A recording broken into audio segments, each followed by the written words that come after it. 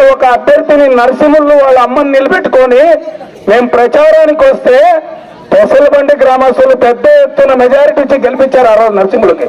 నేను ఎందుకు ఈ మాట అంటున్నానంటే, మేము నరసింహులు వచ్చిన తర్వాత ఏదో గ్రామానికి సేవ చేస్తాడు, మా ఆశయాలను ఊర్లో నెరవేరుస్తాడు అని అనుకున్నాం. కానీ అతను ఎప్పుడైతే వైసీపీలోకి పోయినాడో పద్ధతి మారింది, పాడు మారింది, మొత్తం మారింది. నేను గ్రామ ప్రజలకు అక్క చెల్లెమ్మలకు ఈ రోజుకి చెప్తున్నా, జనసేన పార్టీ పోటీ చేసినప్పుడు ఎన్నికల ప్రచారానికి ఇదే ఊరికి వచ్చా, అలాగే ఒక సంవత్సరం కింద 8 నెలల కింద జనసేన పార్టీ జెండా ఎగిరేసి మీ గ్రామస్తులకంతా భరోసా ఇవ్వడానికి ఇక్కడికి వచ్చా. నేను పెసలబండ గ్రామస్తులకు ఒకటి చెప్తున్నా, మల్లప్ప పెసలబండ గ్రామాన్ని వదలడు, మీ గ్రామం అభివృద్ధి అయ్యేంత వరకు వదలడు. అందుకే ఈ రోజు మేము బీజేపీ తరఫున పార్థసారథిగా అన్నగారిని ఎమ్మెల్యే అభ్యర్థిగా మీ ఊరికి తీసుకొని వచ్చాము. పెద్ద మెజారిటీతో గెలిపించండి. ఫ్యాన్ని మర్చిపోండి, కమలం పువ్వుని గుర్తుపెట్టుకోండి. ఫ్యాన్ని మర్చిపోండి, ఫ్యాన్ని స్విచ్ ఆఫ్ చేయండి, కమలం పువ్వుని గుర్తుపెట్టుకోండి. సాయి ప్రసాద్ రెడ్డి గారిని పక్కన పెట్టండి, పార్థసారథి గారిని గెలిపించండి. ఎందుకు ఇంత మాటలు మాట్లాడుతున్నాం? మాకు సాయి ప్రసాద్ రెడ్డి గారికి ఏమన్నా శత్రుత్వం ఉందా? లేదు. మేము ప్రజల కోసం పోరాటం చేస్తున్న వాళ్ళు.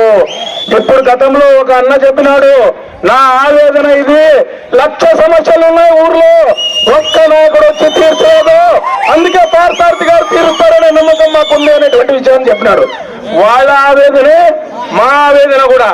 అక్క చెల్లెమ్మలారా, అన్నదమ్ములారా అందరూ వినండి. ఒక్కసారి ఎవరో వచ్చిరి, ఏదో బెదిరించిరి, ఏదో మాయ మాటలు చెప్పిరి, వచ్చేది మా ప్రభుత్వమే, పోలీసులతో కేసులు పెట్టిస్తామని, అది చేసిరి ఇది చేసిరి అనే వాళ్ళను ఫస్ట్ ఓటేసి ఓడగొట్టాల్సింది మీరే. మీ పద్దెలకు వచ్చి అన్నా, అప్ప, అక్క, చెల్లి అని మీ కాళ్ళు పట్టుకొని ఓట్లు అడిగే వాళ్ళని నమ్మాలి. అందుకే చెప్తున్నాం, మేము మీ చేతులు మీ కాళ్ళు పట్టుకొని ఓట్లు అడగడానికి వచ్చాము, మీ గ్రామాన్ని అభివృద్ధి చేస్తామని చెప్పడానికి వచ్చాము. ఒక్కసారి నమ్మండి.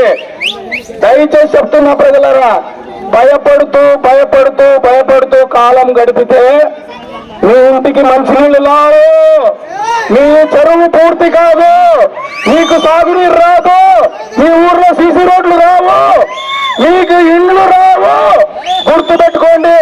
ఒక్కసారి భయాన్ని పక్కన పెట్టి కమలం పువ్వుకి గుద్దుకి ఓటేస్తే ఎలా ఉండాలంటే 5 సంవత్సరాల్లో పెసలబండిలో ప్రతి ఇంటికి మంచినీళ్ళు వస్తుంది, ప్రతి ఎకరాకు ఆ చెరువుని పునరుద్ధరించి ప్రతి ఎకరాకు సాగునీరు ఇస్తాం, సీసీ రోడ్లు వేయిస్తాం, డ్రైనేజ్లు వేయిస్తాం, మీ ఇండ్లు కట్టిస్తాం. ఎక్కడో ఈ జగనన్న కాలనీ ఊరు అవతలిచ్చి ఇండ్లు కట్టించడం కాదు, మీ ఊరు దగ్గరలోనే స్థలం తీసుకొని ఇండ్లు కట్టిస్తాం. ఇవన్నీ విషయాలు ప్రజలందరూ గుర్తుపెట్టుకోవాలి.